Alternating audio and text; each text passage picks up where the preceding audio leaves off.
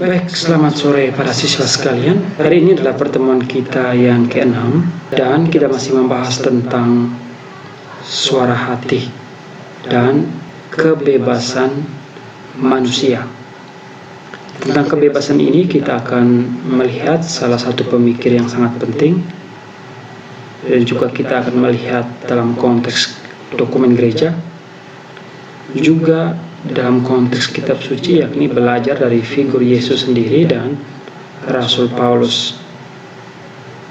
Kita lihat poin pembahasan yang pertama adalah keluhuran kebebasan pribadi manusia. Manusia pada dasarnya adalah makhluk yang otonom. Apa maksudnya? Adalah makhluk yang mandiri, makhluk yang bebas. Pada mulanya manusia diciptakan Tuhan dengan anugerah ini, yakni kehendak bebas. Kita lihat salah satu pemikir di sini yang bernama Louis Lehi. Itu adalah orang pemikir yang berasal dari Kanada, pernah di Indonesia. Beliau menyelesaikan sekolah menengah pertama dan atasnya itu di College Serikat Jesuit di Kanada. Dia lebih memfokuskan studinya pada bidang filsafat. Sekarang kita lihat pemikiran beliau. Bagaimana kehendak bebas atau otonomi ini menurut Louis Lehi? Baginya, setiap individu bertindak sesuai keinginan tanpa paksaan. Kehendak bebas bagi Louis itu bersifat positif. Dengan kehendak bebas, manusia mewujudkan diri atau mengejawantahkan diri menjadi pribadi yang lebih baik. Dengan kehendak bebas, bagi Louis, manusia mempunyai pilihan atau kehendak untuk memilih. Tapi di sini kehendak bebas yang ditekankan oleh Louis adalah ini, lebih kepada kehendak bebas yang bertanggung jawab. Bagi Louis, manusia adalah makhluk yang mempunyai kemampuan istimewa beserta hak yang istimewa sampai batas tertentu. Artinya dengan kata lain bahwa manusia meskipun memiliki kehendak bebas atau kebebasan, ia juga dibatasi oleh faktor-faktor di luar dirinya. Oleh karena itu kebebasan manusia memiliki batas. Dengan kehendak bebas bagi Louis, manusia memiliki tugas menyelidiki hal-hal secara mendalam. Dengan kehendak bebas, manusia itu berbeda dari makhluk hidup yang lainnya. Perbedaannya adalah manusia dilengkapi dengan tanggung jawab. Jelas ya? Jadi yang membedakan kebebasan yang dimiliki oleh manusia dengan makhluk hidup yang lainnya adalah pada aspek tanggung jawab. Makhluk hidup yang lain juga memiliki kebebasan, tetapi tidak memiliki aspek yang sangat penting di sini adalah tanggung jawab, karena makhluk hidup yang lain tidak memiliki akal budi, lebih kepada aspek insting, sedangkan manusia lebih kepada penggunaan akal secara sehat. Saya sudah bilang bahwa kebebasan manusia tidak mutlak atau absolut. Kenapa? Karena kebebasan manusia itu dibatasi oleh faktor-faktor di luar diri. Sederhananya, kebebasan manusia itu disesuaikan dengan lingkungan. Contoh, kalian sebagai siswa kelas 10 dalam jenjang tahun pertama SMA ini, kalian tentu memiliki kebebasan, tetapi di sini kebebasan yang kalian miliki tidak mutlak. Tidak ada kebebasan yang mutlak kokoh. Kenapa? Karena kehidupan kalian atau kehendak bebas kalian disesuaikan dengan lingkungan di mana kalian berada, baik itu di lingkungan rumah. Itu ada aturan-aturan di rumah yang disepakati bersama keluarga, baik keluarga kecil maupun keluarga besar, dan juga dalam lingkungan sekolah, karena kita terikat oleh aturan-aturan tertentu. Tetapi di sini, meskipun ada faktor-faktor di luar diri, faktor-faktor tersebut, misalnya aturan-aturan dan norma-norma baik di keluarga maupun di sekolah, semua faktor tersebut tidak mutlak menentukan keputusan dan tindakan manusia. Kalian lihat di sini menariknya bahwa di satu sisi manusia dibatasi oleh faktor-faktor di luar diri, tapi di sisi lain manusia juga melampaui faktor-faktor itu. Itulah keunikan manusia. Louis Lehy ini membagi kebebasan atau kehendak bebas ini menjadi dua aspek. Yang pertama, aspek horizontal. Apa maksudnya? Maksudnya adalah dengan kehendak bebas yang dimiliki manusia, manusia tidak semata hanya mementingkan diri sendiri, tetapi memikirkan juga kehidupan bersama dengan orang lain. Itu maksudnya. Horizon, ya, lebih kepada aspek mendatar. Artinya manusia dengan manusia di sampingnya. Itu ada tuntutan cinta kasih dan kemurahan hati kepada sesama. Ini kebebasan dalam aspek horizontal, lebih kepada hubungan dan relasi antar sesama manusia. Yang kedua, kebebasan bersifat vertikal. Ini lebih pada relasi atas dan bawah. Ini lebih kepada bagaimana manusia memiliki hubungan yang khusus antara dirinya dengan wujud tertinggi. Wujud tertinggi yang bagi agama-agama adalah Tuhan, adalah tujuan final atau tujuan akhir di mana manusia mencari kebahagiaan sejati. Kita lihat yang berikut. Selain menurut Louis Lehy ini juga ada sebuah dokumen penting konstitusi pastoral, yakni Gaudium et Spes, yang sudah kita lihat pada pertemuan sebelumnya. Gaudium artinya kegembiraan, et dan spes harapan. Ini adalah dokumen gereja yang ini bahasa Latin, juga menyentil tentang keluhuran, kebebasan atau otonomi manusia. Itu pada artikel nomor 17. Bagaimana menurut dokumen ini? Dokumen ini menjelaskan bahwa kebebasan atau kehendak bebas yang dimiliki manusia adalah tanda mulia manusia sebagai citra Allah.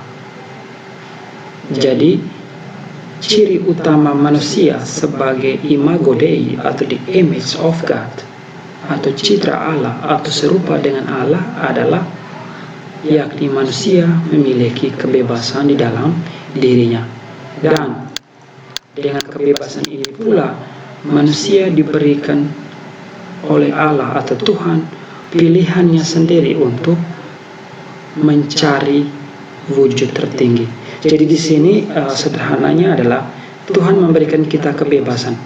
Apakah kita mau beriman kepadanya atau tidak? Keputusannya kembali kepada diri sendiri. Ini terdapat dalam kitab ini, Sirak bab 15 ayat 14. Dan dengan kehendak bebas atau otonomi manusia, ini merupakan ciri utama manusia sebagai makhluk atau pribadi yang bermartabat. Dan dokumen ini senada dengan pemikir di atas, Louis Lehy, itu menekankan kehendak bebas atau kebebasan yang bertanggung jawab yang didasarkan pada kesadaran moral. Sekarang kita lihat dalam konteks kitab suci, bagaimana kebebasan ini. Dalam konteks kitab suci, kebebasan ini kita bisa belajar dari figur Yesus sendiri. Yesus di zamannya itu adalah pribadi bebas dan otonom. Yesus menghayati hidup bebas dari pengaruh kekuasaan dan aliran-aliran waktu itu. Yesus tidak terikat pada aliran-aliran waktu itu atau golongan-golongan sosial pada waktu itu. Contoh, Yesus tidak terikat pada aliran Saduki. Yesus juga tidak terikat pada aliran Farisi. Yesus juga tidak terikat dengan kaum Eseni, dan Yesus juga tidak terikat pada kaum Zelot yang dikenal sebagai pemberontak di zaman itu. Itu lebih kepada aspek politik dan sosial. Yesus juga tidak terpengaruh oleh pengaruh-pengaruh politik dan kekuasaan waktu itu. Misalnya dia tidak termasuk dalam golongan bangsawan atau tidak terikat dengan penguasa-penguasa Romawi waktu itu. Tidak juga terikat dengan para Sanhedrin, mahkamah agama waktu itu.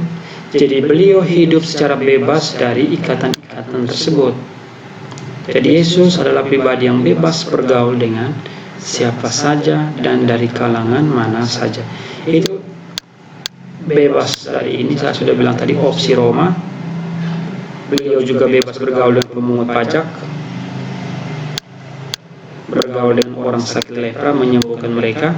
Sakit lepra ini atau kusta kudis ini di zaman Yesus, jika seseorang menderita penyakit ini maka dia akan dikucilkan dari masyarakat Yahudi. Mengapa?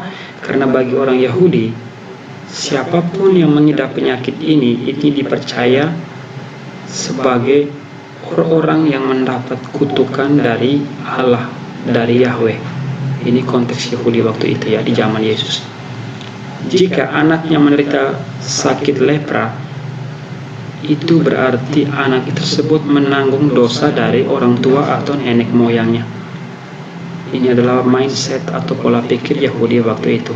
Jadi kesalahan di masa lalu atau dosa di masa lalu itu berakibat kepada anak dan cucunya.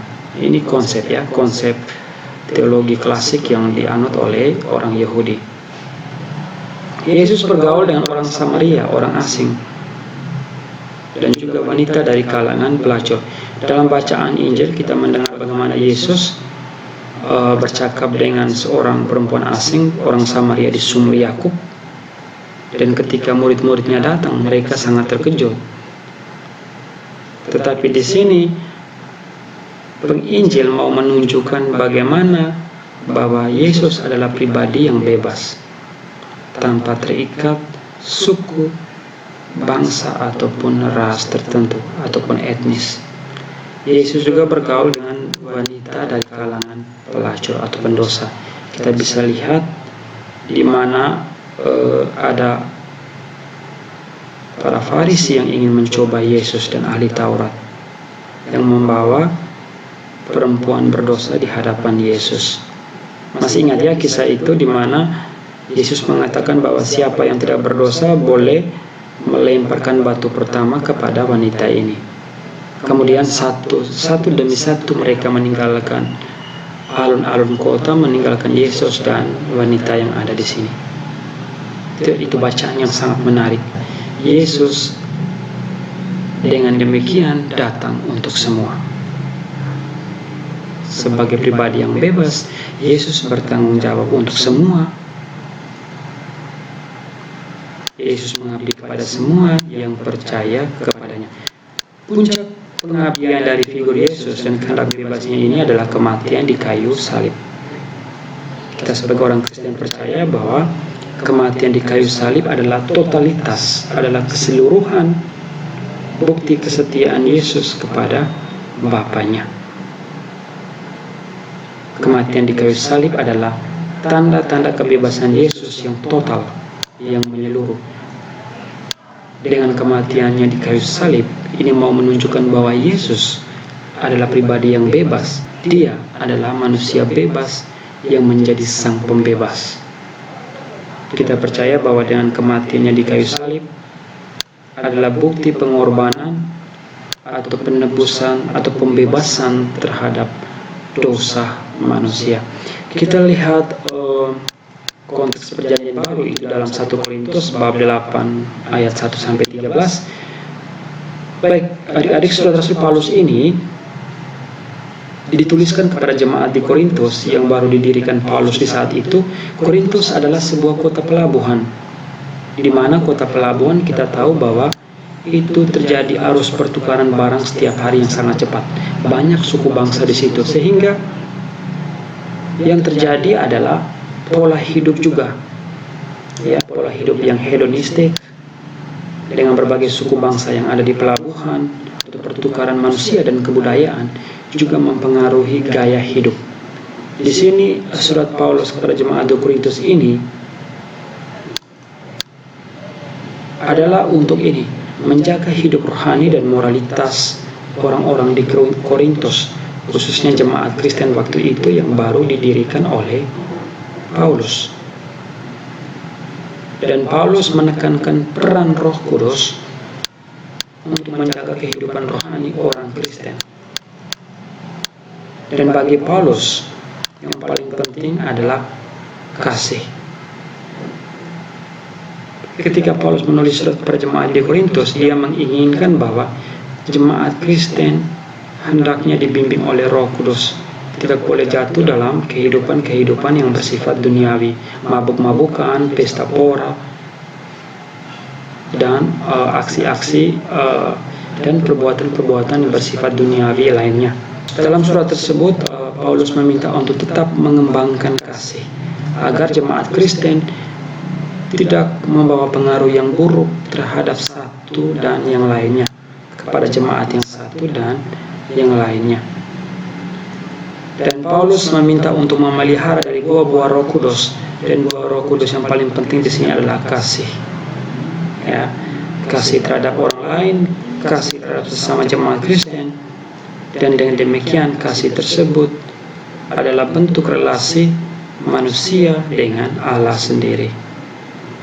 Baik, untuk menutup pertemuan kita pada hari ini, Pak John meminta kalian mengerjakan tugas, yakni menuliskan sebuah refleksi atau sebuah renungan dalam bentuk catatan harian atau diari tentang bagaimana pengalaman kalian ketika mengolah dan menghayati kebebasan kalian setiap hari secara bertanggung jawab. Tugas tersebut ditulis dalam buku tugas, difoto, lalu dikumpulkan di bagian submission di psikologi, dan ditulis sebanyak 2 paragraf, dan masing-masing paragraf, satu paragraf terdiri dari 10 baris. Oke para siswa, dengan demikian pertemuan kita hari ini sampai di sini.